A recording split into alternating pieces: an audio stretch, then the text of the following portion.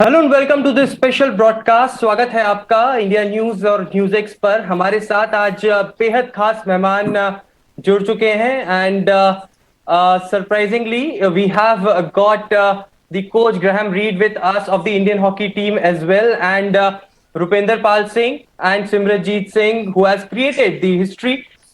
इतिहास रचा है टोक्यो के अंदर 41 साल के बाद हॉकी के अंदर कांस्य पदक इंडियन हॉकी टीम ने जीता है। Thank you so much for joining us guys. First coming to you Rupinder, क्या इमोशंस इस समय टीम के अंदर है? इतना लंबा सूखा जो हॉकी के अंदर था, आज कांस्य पदक जीता है आपने, क्या इमोशंस हैं इस वक्त? किस तरीके की पूरी टीम के अंदर फीलिंग? काफी अच्छा लग रहा है देखा जाए, क्योंकि काफी देर के बाद ये मेडल आया है और फीलिंग डिस्क्राइब नहीं कर सकते, लेकिन यही है कि हर कोई खुश है और आई एम श्योर कि इंडिया में फैंस जो हैं वो काफी खुश हैं। एट द एंड मैं टीम की बात करूंगा तो टीम में हर कोई लाइक अभी पम्प्ड अप है कि नेक्स्ट इवेंट के लिए जो भी है पॉजिटिव वाइब्स हैं सब में। और आई थिंक जो ये मेडल है मोटिवेट कर रहा है आगे फ्यूचर में और अच्छा करने के लिए। Rupendra, how was the journey? अगर आप अपने सफर की बात करें तो वो कैसा रहा? ओलंपिक्स का ही नहीं बल्कि जितनी मेहनत करी थी पिछले 4-5 सालों से लगातार कई कोचेस के साथ, पूरे फेडरेशंस के साथ, वो पूरा सफर किस तरीके से आज आप बयां करना चाहते हैं? आई थिंक वो पूरा अप एंड डाउन था, ऐसा नहीं था, लेकिन एक प्रोसेस था। ये सारा प्रोसेस है, राइट। और ऐसे है, कभी आप परफॉर्म किसी टूर्नामेंट में बहुत अच्छा कर रहे हैं, कभी नीचे, तो ऐसे चलता है। लेकिन आई थिंक वो पार्ट ऑफ लाइफ है, पार्ट ऑफ स्पोर्ट्स लाइफ है कि ऊपर नीचे ग्राफ चलता रहता है ना। लेकिन जो लास्ट, अगर मैं 2 साल की बात करूंगा, जब से लॉकडाउन हुआ है तब से काफी डिफिकल्ट था। लेकिन सबसे अच्छी बात ये थी कि हम एक सेंट्रलाइज प्रोग्राम में थे। बेंगलोर जो साई सेंटर है वहां पे थे हम, और सभी साथ में रह रहे थे। और ये एक अच्छी बात ये थी, ट्रेनिंग कर रहे थे, लेकिन थोड़ा मेंटली टफर भी था हमारे लिए, क्योंकि एक जगह पे रहना, सेम रूटीन कर रहे थे वहां पे, और ऊपर से लॉकडाउन था, बिल्कुल बाहर आना जाना बिल्कुल बंद था हमारा। तो एज अ टीम हमने वहां पे काफी हार्ड वर्क किया, और आई थिंक कि वो चीज हमें, जैसे हमारे कोच ही बोलते हैं कि उस चीजों ने हमें काफी स्ट्रांग बनाया। और जैसे इनका इनका मानना यही था कि ऐसी जो ऐसे टूर्नामेंट में अगर आप साथ में एज अ टीम आप खेल रहे हो, अगर आप में एक साथ आप बिलीव कर रहे हो, तो कुछ कुछ भी चीज आप हम अचीव कर सकते हैं। और हमने वही चीज की है। जैसे स्टार्टिंग में हमने ऑस्ट्रेलिया से फर्स्ट मैच यहाँ पे हारे हैं, फिर उसके बाद कम बैक किया है, फिर सेमीफाइनल लूज किया है बेल्जियम से, फिर कम बैक किया लास्ट ब्रॉन्ज मेडल गेम में। तो आई फील कि वो एक साइन था कि टीम अपने आप में बिलीव कर रही थी, और हम यहाँ पे सिर्फ पार्टिसिपेशन के लिए नहीं आए थे, और हमारा एम जो था पोडियम फिनिश था, तो वो हमने किया है। Indian hockey team head coach Graham Reed is also joining us. Graham, if you can unmute yourself and if you can just narrate the journey of the Indian hockey team. You have been with them for a very long time. You have been with these boys. They have worked really hard and they have been waiting to finish the podium. How do you see the Indian team's journey? Yeah, it's been a really tough, probably is one word to describe the last 18 months or so. We've been through quite a lot of quarantines. The boys will know what the inside of a room looks like, and having to do weights and exercises hanging off the side of your bed and off window sills and door handles and all those different things during the last time. It's been a really interesting period. One of the things that I've really felt has added to this success has been the fact that when a group like this goes through tough periods, I was saying to them quite a lot during these last 15 months that when you go through something together, it helps bind you, and I can't help thinking that these last 15 months and the things that we've had to go through, as far as missing our kids' birthdays and our parents' anniversaries and deaths and marriages and all those things which you sort of become part of your normal life, you no longer have, and we've had to rely on each other during this period. And I think what you saw when we were 3-1 down yesterday, I think you saw that come out. You know, you can describe it however you want, but I think they're the things that join a group together, and lots of other things, of course. But that's something that sticks in my mind over this last period, where that I think helped it. Graham, I'll come back to that mental strategy and the mental fitness that you have put in the boys. Simranjeet, आपसे जानना चाहेंगे, Olympic medallist अब आप बन चुके हैं. हम Olympians की बात करते थे, लेकिन अब आप के पास वो ब्रोंज मेडल है.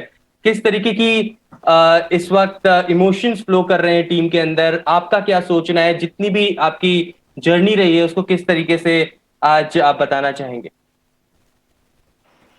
Simranjit, if you can just unmute yourself. Sorry. First of all, thank you, sir. बहुत अच्छा फील हो रहा है, और इस मेडल की लेके हमें बहुत प्राउड फील हो रहा है कि हमने ये अर्न किया, और हम ये डिजर्व भी करते थे.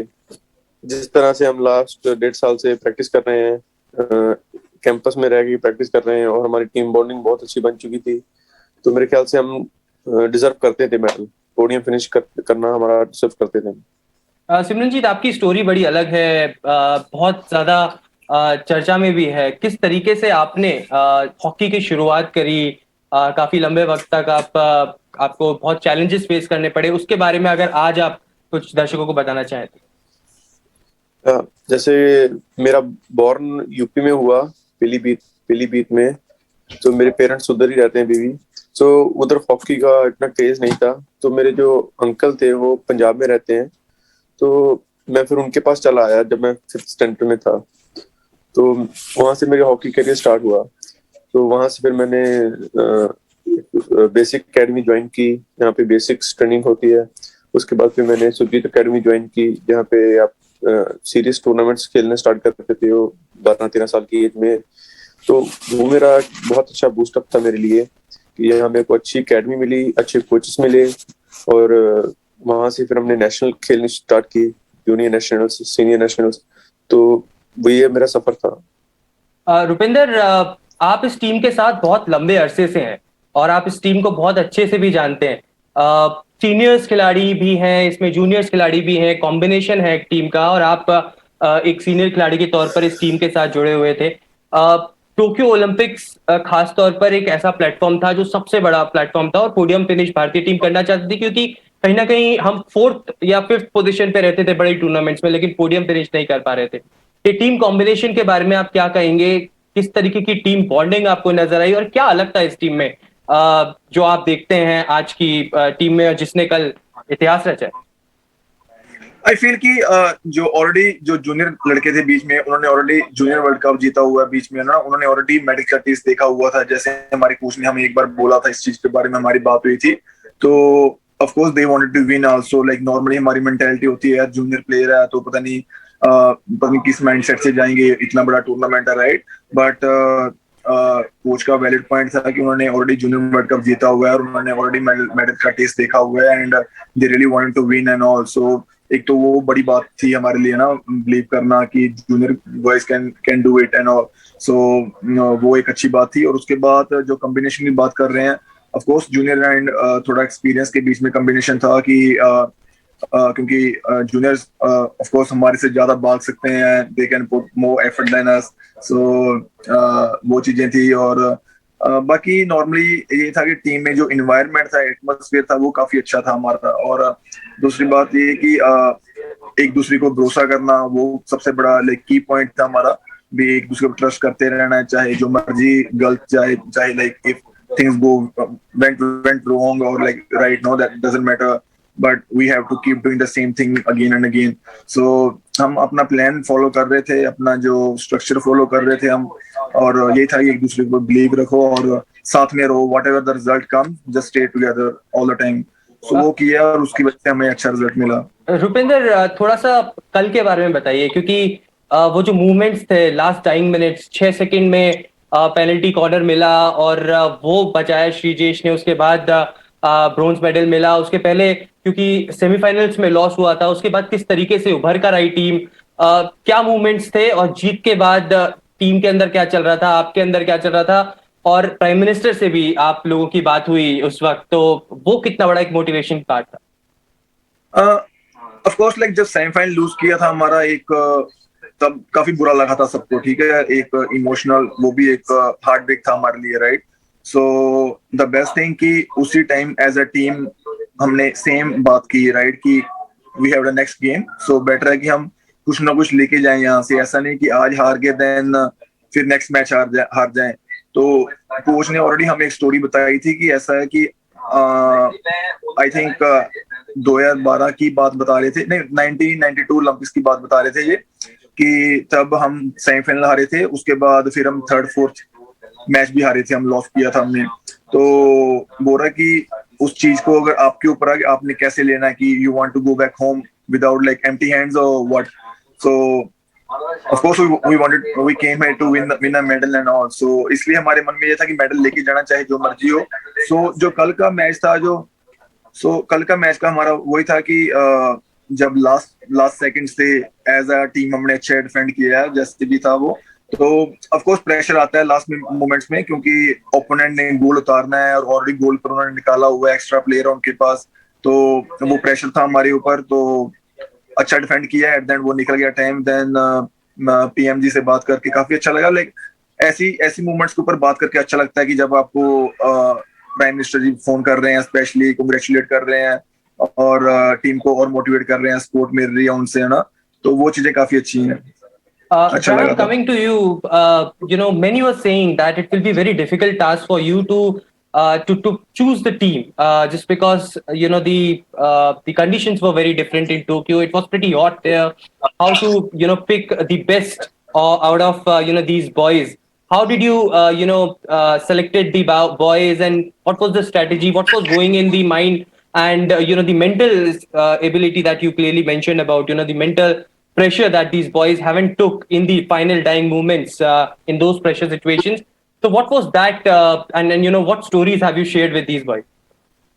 Yeah, I think maybe I start by saying one of the strategies that I had coming into this job was to ensure that, or try and ensure that, by the time that we picked our team on whatever date that was now, 22nd of June or 15th of June, whatever it was, that we were in a position where we could be selecting from, say, I'm using the 32, 33 number, that it would not matter which selection of 18 or 20 or whatever the number is, that the quality of the squad would be the same.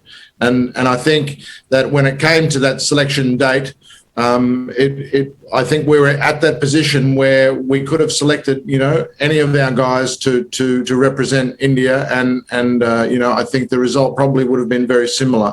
And that's easy to say after the event, but I think all the guys who were lucky enough to be selected understand how close that selection is when you have such a quality group of players together. And I think that's what, when you are training in an environment where that quality is there, is what keeps raising the bar, and we talked about Srijesh before. It's the same. We have three quality goalkeepers who are consistently trying to get on top, and that was I think a really good part, and played a big part in our result coming to Tokyo. Of course, things like heat were a big factor, and if you look at yesterday and you watch the girls' game today, it's very hot at this time of year in Tokyo, and to play a final and such an important game in that heat and humidity, it's quite a major factor, in the selection. So yeah, that had something to do with it. I also think, as I said, the team first mentality. So that was a major part of selection. But as I said, I would have been pretty confident with the group that we had selected, and obviously this group have proven themselves during this period, and yeah, it's been very, very pleasing.